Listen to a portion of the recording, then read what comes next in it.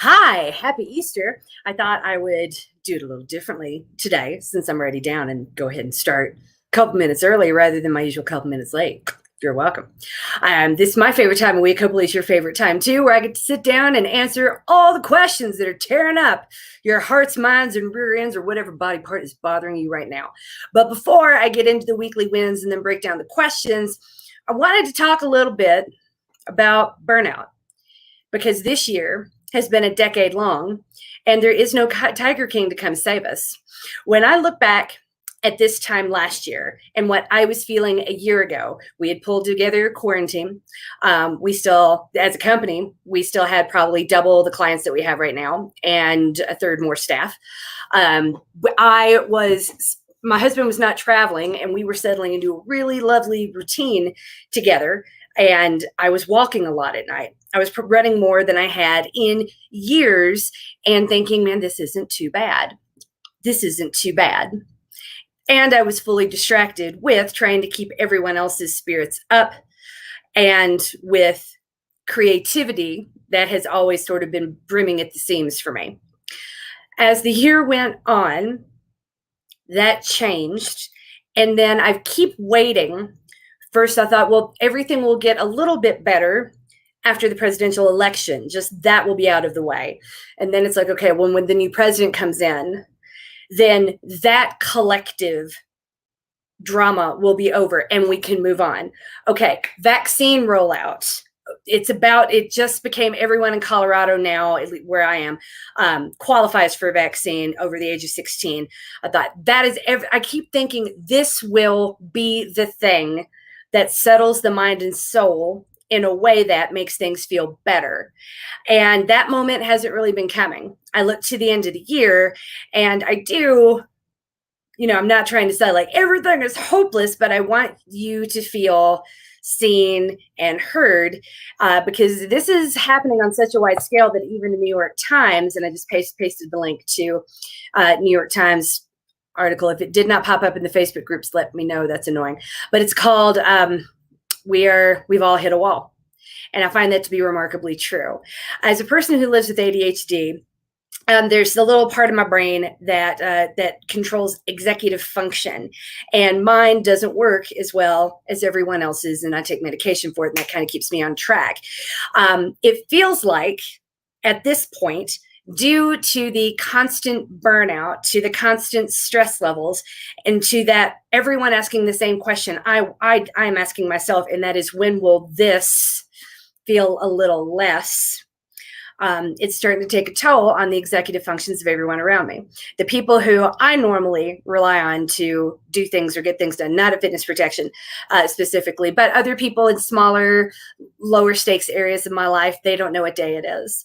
And when I show up for a play date that you scheduled and you don't remember that I'm coming, that is, we are not winning at life. Or when I return the phone call that someone doesn't remember calling me in the first place. These are the sorts of things that I usually do as a scatterbrain type of person that I don't usually experience in everyone else around me. But it feels like everyone else around me is starting to have that MK experience. So if you are struggling right now, if you're finding it hard to do basic things, if you're finding it hard to do, if everything is just overwhelming and you're like, I need a nap and I need a vacation, but I don't know that I'd be able to relax during the vacation. I don't think a nap is enough.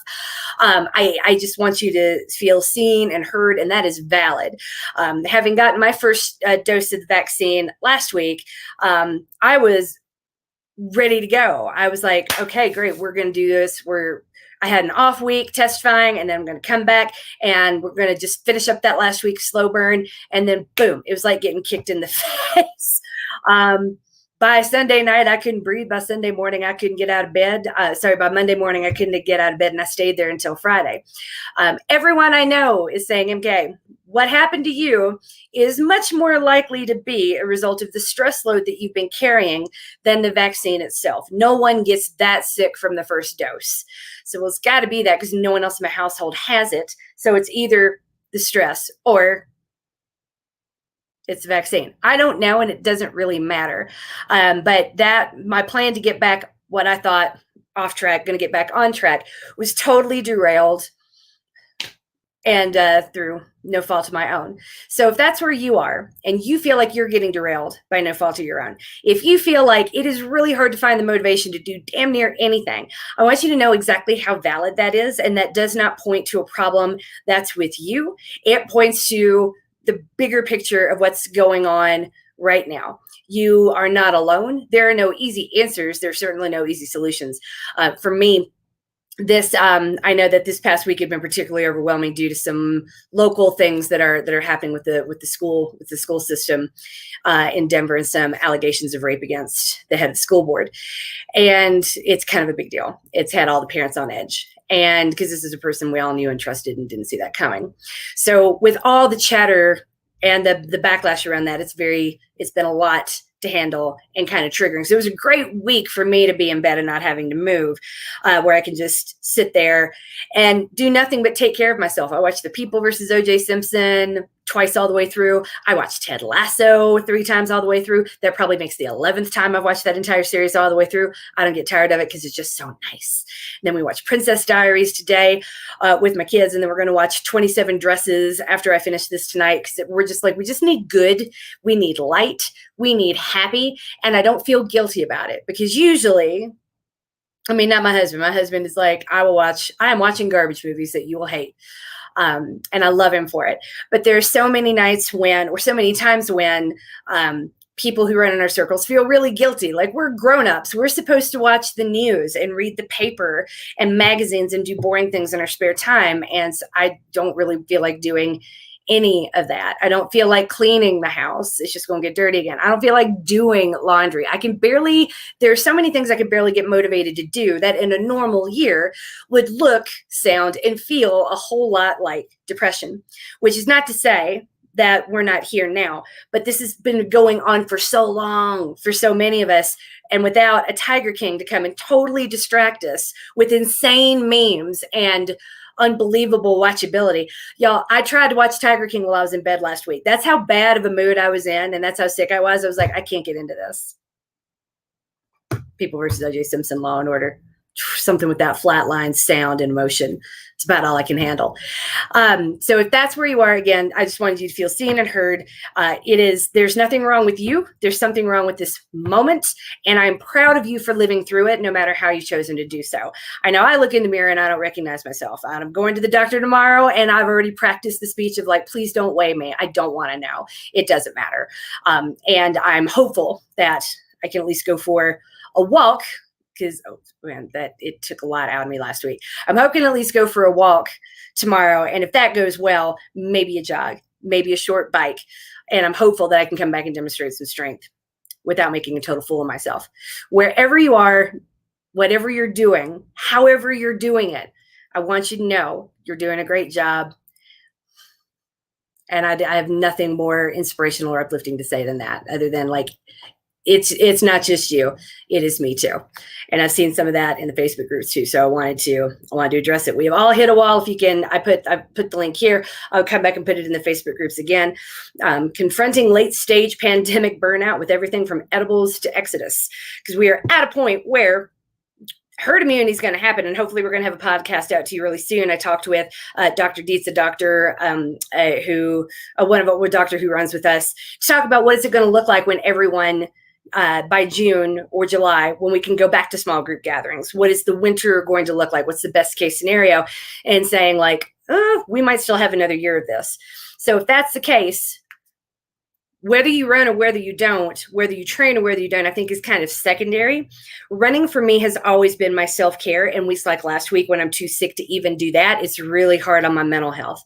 So whatever it is that you do for self-care, I really please take some time this week to identify it and start putting time for it in the calendar, because I don't think it's going to be less important going forward. So, and I don't like being the bearer of bad news at all. If that thing is massages, try to find something you get excited about. We've got Theragun. I've scheduled Theragun time, no joke, in my calendar where I can come. So it's going to take 5 minutes. I'm going to do a meditation. I'm going to use the Theragun on the soles of my feet and my thighs, and it's going to feel amazing. And it does. And it's not enough. 5 minutes is nowhere near enough, but making sure I get at least 5 minutes is a pretty great place to start. And that's kind of how I would encourage you to do it too. All right. So coming into, I see that everybody's getting vaccinated, by the way, and that's amazing. Congratulations. If you're still on a list, I hear you. It's frustrating. Hang in there. Hopefully you won't get as sick as I did. I had Moderna, my first shot. My next one is coming up on the 24th. Seems like those are the general themes. Lots of vaccines, listening to our bodies and taking it easy, which is good, which is really good. Again, sometimes more stress on your body does not differentiate between physiological and psychological stress. So in those weeks when you're super stressed out, relaxing, walking, napping, best thing you could possibly do. If you don't follow the Nap Ministry on Instagram, it might be worth doing. The Nap Ministry is pretty interesting. I like that person a lot. So moving into the weekly wins in rebuild, Christine Lancaster says she did a walk run on the treadmill today, changed around her stretching, mobility, and foam rolling routine, and she thinks that has been helping get her flare up under control. I know how painful those are, Christine. I'm sorry I wasn't around more this week, but I'm back now, and I hope that is managed. And which is not to say you haven't been managing well. You just don't have a good way for pain to talk about it. I hope that is leaving you alone, at least today on Easter Sunday, so you can put all the peeps in your mouth at once and then wonder why you did that. Is what I did this morning. Peeps are disgusting, by the way. If you love peeps, I don't understand you. I need you to explain that to me. Okay. Aaron Manter White says, had a great run this morning, preparing to slide back into maintain next week. Look at you. Look at you. I'm hopeful that I can slide back into maintain next week. Not tomorrow, but a week from now. We shall see. Some of the runs have not been going so good. It's also pollen season around here, and the wildfire season is starting. So when I do get outside, the air quality is not great. And if I can breathe it, it hurts my lungs, or it makes me sneeze so hard, my heart rate shoots up to 160, and I have to walk through all the sneezing. So if you are in a place where you're not having allergies, you're winning at life. Don't forget it.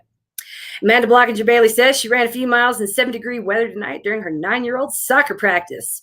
Yay, you. Soccer practice, though. Whew. As one of the things my kids are not doing yet after school sports, I'm pushing that day back as far as humanly possible. We haven't gotten there yet. That feels good to me. Maintain. Francine Scheller says, finally, I caught up with all the slow burn strength for the week. For the first time in several weeks. I'll probably walk the dog sometime this morning before the rain comes out and maybe iron while binge watching Schitt's Creek. That sounds like one heck of a plan to me. I have not actually started, full disclosure, I have not seen Schitt's Creek yet. It's one of those things that everyone says you've got to watch it, but every time I sit down to start something new, I'm not in the brain space for something that's truly going to take all my attention, hence the references to People versus O.J. Simpson and Law and Order. You can watch Law and Order and not see anything and be almost, it's like a lullaby.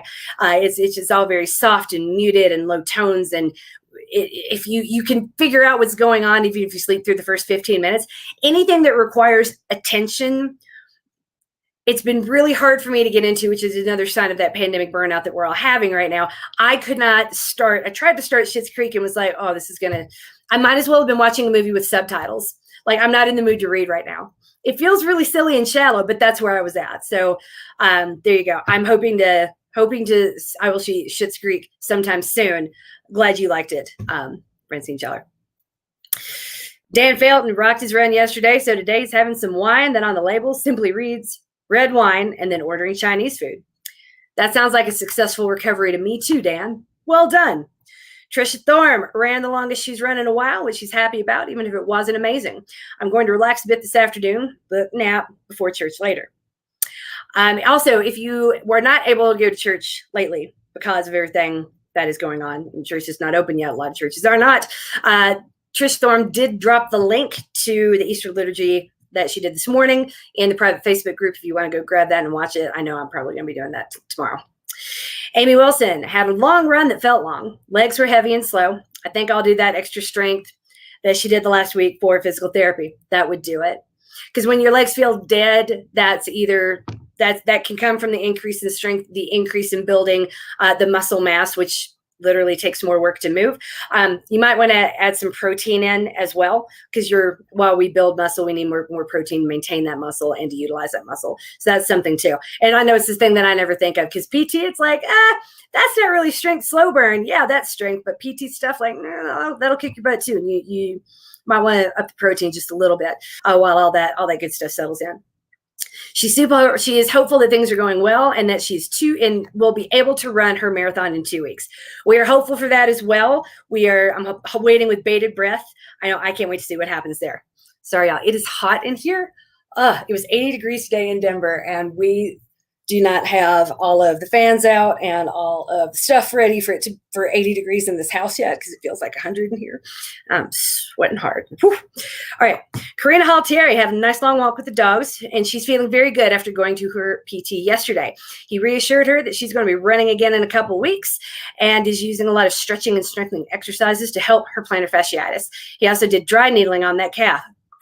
That's so painful. Oh my, I haven't had that done in a couple of years because I haven't been fit enough to need dry needling in a couple of years. So I'm not jealous of you right now, but I am jealous of the sweet relief that does come from a scoliosis being a little too tight after dry needling. It's going to feel great.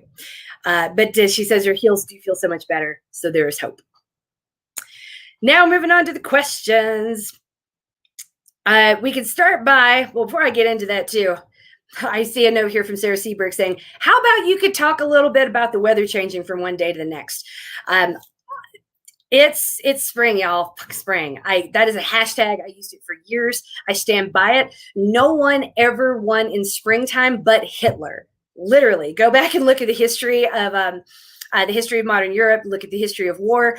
In the springtime, because it's mud and because the weather is too unpredictable, no one wanted to stage campaigns because they knew they would lose. The only general in history who's ever taken advantage of that unpredictability and done anything good with it is Hitler. So if you are having a hard time right now, congratulations, you have nothing in common with Hitler. And that is a good thing. It's a really good thing. So it's hard to, in a time, pandemic aside, when there's a lot going on and it's really stressful and super chaotic and questions arise from one day to the next and we're really tired. How do we get a workout in?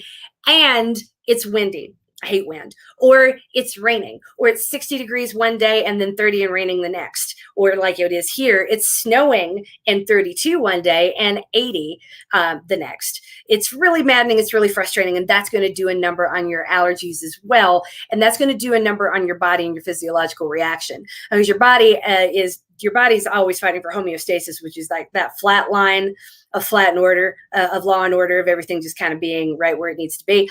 And so by those extreme weather swings can be really hard on your immune system. They can be really, really, really hard on your allergies because it's going to put a lot of pressure on pollen and everything. All the trees in your neighborhood going to go into survival mode, kick out all the pollen. And you're like, what am I doing? So know that if you're having a hard time right now, it's not you, it's spring.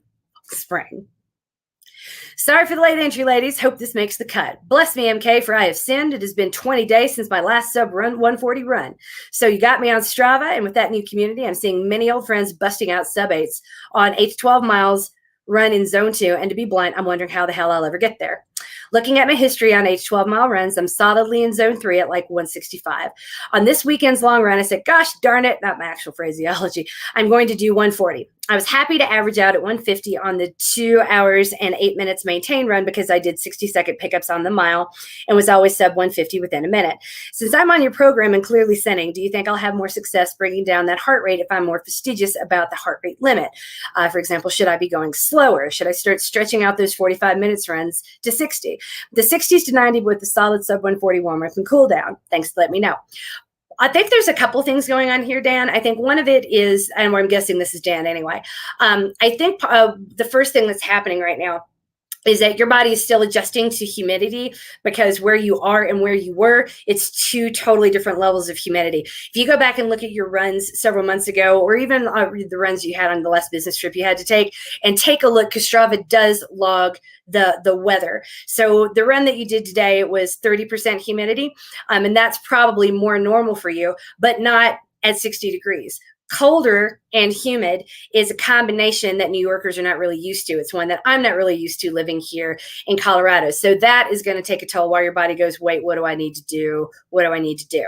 I'm also not that worried about it because the easy effort pace is a vanity metric. As you've seen, it has no correlation whatsoever between or rather predictive elements in what you can bust out in a 5K, 8K, 10K, or half marathon, or even realistically a full. What we're trying to do and sub 140 is just force your body to metabolize more oxygen at those low effort levels, because at the higher effort levels you're going to be metabolizing sugar and glucose too. I know it's really frustrating to see other people going faster, but they won't be faster than you on race day, and that's sort of the thing to remember. If you're going to do a comparison, I would try to, as much as possible, make it more of an apples to apples comparison. If you don't, if it's they're doing an 8 to 12 mile run, okay, are they doing it on a trail? Or are they doing it on a road? Are they doing it in humidity? Are they not? All of these things really do kind of matter, because when I know that when I moved to altitude, that was really hard for me too, because I just had 2 babies, and moving here took away a third of the oxygen that I used to enjoy. So now I've got to do more with less oxygen to repair it all with. And it had me crushingly slow for a really long time. But the first time I came back to do a race after that, I think I'd been running 18-minute miles. And then I showed up to the New York City Marathon and ran 9:24s. So having run nothing faster than that before a marathon day. So I tell you that to underscore this. It's going to be really hard to ignore that number, but I promise you that number doesn't mean anything. That's not where you want to try to compete with your buddies. That number is going to come down over time. You're going to get better and you're going to get more efficient. You're going to get faster, but it's also going to be a factor of you might not have completely recovered from your last few races. So now that you're looking and you're paying attention, you're going to be a little more stressed out and a little bit and chomping at the bit to go faster and less relaxed on easy effort runs. And that's the last thing we want to do. So maybe I should not, Strava is just the easiest way for me to see your workouts and see what you do.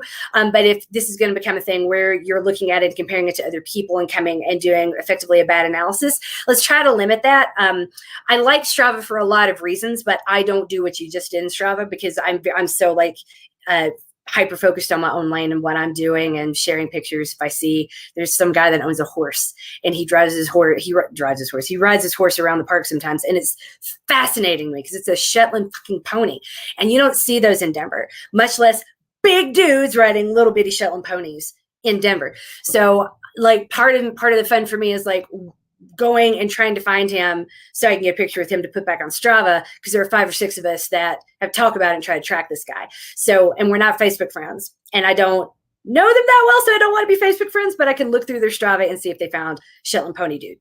So that feels like a tangent, but I bring it back to this. Shetland Pony Dude and the occasional analysis of an individual client is pretty much what I use Strava for.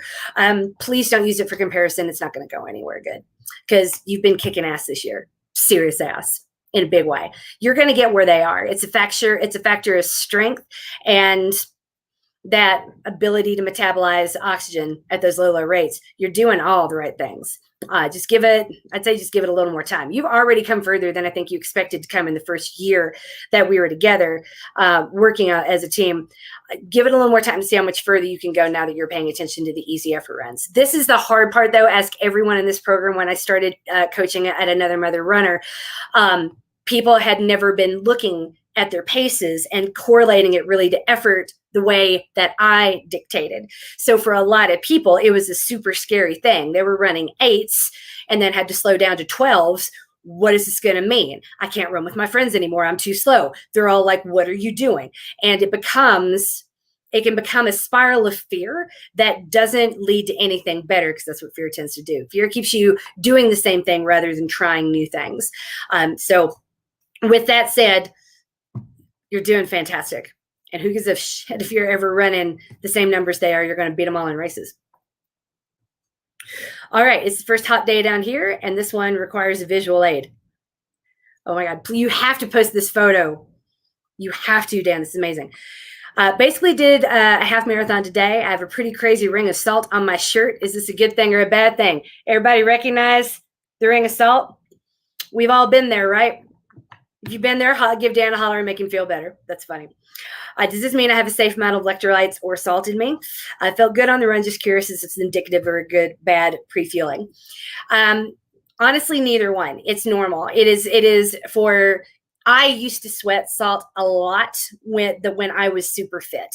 It wasn't to the point that I didn't want to rub my face when I was running, because the salt that had dried on my face would leave scratches if I tried to wipe it off.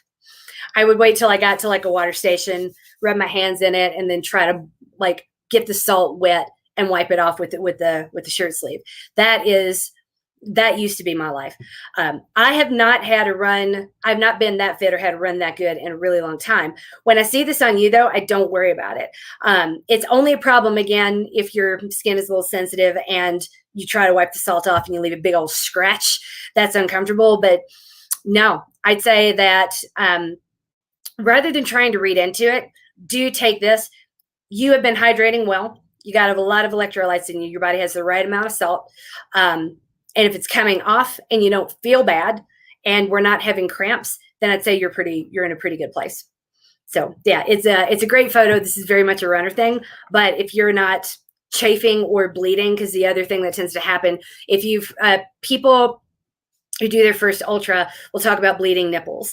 And part of what makes nipples bleed is precisely this. It's salt drying on the shirt, on the skin, and then the friction there does horrible things to dudes who don't normally cover their nipples. And you can buy little nipple Band-Aid covers and they look like pasties and they're amazing. But that's what all the guys wear in the trail running universe. It takes a while to get used to seeing it. So with that, I say that you're not doing anything incorrectly, but just, have fun with it. Go get you some pasties down. That's really the point here. Get the pasties. Okay. Now for a question in slow burn. Sometimes my feet hurt after slow burn strength from the balls of my feet through my toes. Any ideas? I do the exercises on a carpet on top of some uneven ceramic tile. Should I move to the wood floor? I don't have a yoga mat. Thanks for everything. Okay, I don't like hearing that if that's coming from the balls of your feet. So what I'm imagining is if I'm looking down at the ball of your foot, the ball of your right foot, I'm guessing that the pain is kind of toward the bottom and the inside near the arch of your foot, and then it would extend upward into your toes that way. That is good. What I would recommend for that is some stretching. 1, 2, a little more barefoot walking around your house, and 3, if this is painful in the arches too, that's where you really want to go see a PT. But for now, I just think we're possibly activate in order to stabilize. You're using your toes in a different way. You're using your feet in a different way, which is all intended because we've worked a lot of proprioceptive training and balance training into this strength work. So you're going to be using your toes and putting pressure on the balls of your feet in a very different way. Try it on the wood floor. See if that helps at all. If it doesn't, let me know. And don't hesitate to ask these questions day by day in the chat, or if you have my number and just want to text me, we can do that too. If you want to show me where it hurts, we can talk it through on FaceTime. I've got a lot of extra time these days, and I've been in bed for a week, y'all. I'm ready to talk to grown-ups. So I'm not overly worried about it, but I definitely want to help you keep an eye on it because there are 3 or 4 little bones that make up the ball of your foot, and a couple of them float. And so they're easy to put back into place, but you're going to need someone to do it for you, basically. It's not a big deal. It's not the end of the world. It's not like this is going to get really, really bad, but rather just notice it sounds like one of those might have become dislodged, and a very simple flick of the foot in the right way can put it back in place, but you need someone who knows what they're doing to do that. Don't just like have your husband or your kids shake your foot. Nothing good's going to come of that. So TLDR, let's talk a little bit more about it. Not something to worry about, but it is something to notice. Let's try it on the wood floor, walk around barefoot for a little bit. If you can, try separating your toes. I got some really cheap, great toe separating pedicure socks on Amazon. And when my toes get a little, I call it crunchy. And by that, I mean sore, just sore. It can happen when I get new shoes and I'm using my toes more because they have more room to display. It can happen when I'm wearing, I've got these really cute sandals now that I've been wearing. They're Allbirds but they're not 5-toed shoes. And it's after I wear them, my toes feel crunchy. And so I need to go put the toe separators on. Doesn't sound like you specifically got crunchy feet, but that the toe separators could be really helpful there too, because they're gonna wiggle. I keep wiggling my fingers because that's what your toes are gonna do once you spread your toes apart. They're gonna wiggle. It's almost like an instinct, an impulse, and it's kind of cool. But it does help everything align, especially in the ball of your foot, the way that it needs to. If all of this doesn't work and we chat and we can't come up with anything, then I would say, if it's accessible to you, let's talk about seeing a physical therapist, preferably one with the OCS certification, who is also licensed to do dry needling and manual therapy. Yay, this is it. Those are all the questions. I am going to go watch 27 Dresses with my kids, because I don't think I have anything intellectual in me tonight, and might not for a while, because it's April and it's terrible. And snuggling with the children is the opposite of all of that. You are coached. You are loved. If you have not yet downloaded April, it's up there, and I'll be live streaming. I'll be live demonstrating all of the strength this week, barring more drama or hellfire damnation like we had last week. I'm really hoping we have none of that, though, because I can't do 2 weeks in a row with that nonsense. Have a good one, y'all.